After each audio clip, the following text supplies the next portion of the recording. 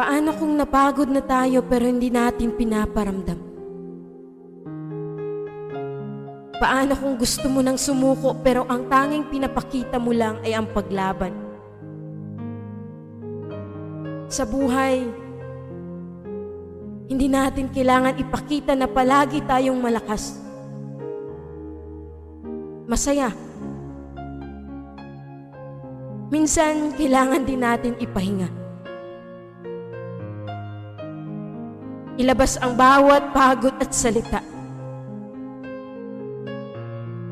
Maraming hindi nakakaintindi. Pero ito, andito tayo sa realidad na kung saan tinatago natin ang sakit na nararamdaman.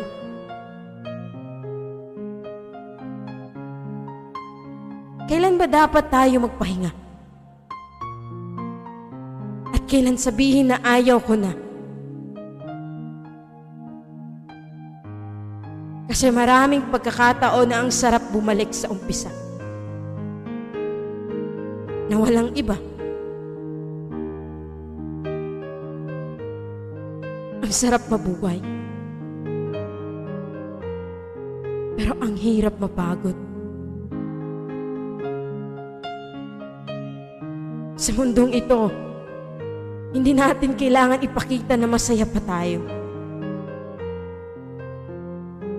Kasi may mga oras na halos tayo ay sukong-suko na.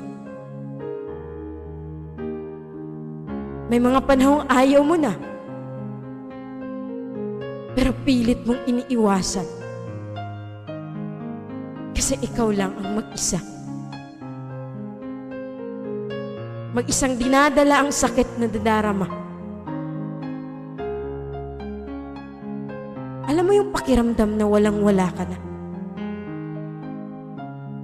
Wala ka nang masabi. Dahil pagod ka na sa paulit-ulit na sakit.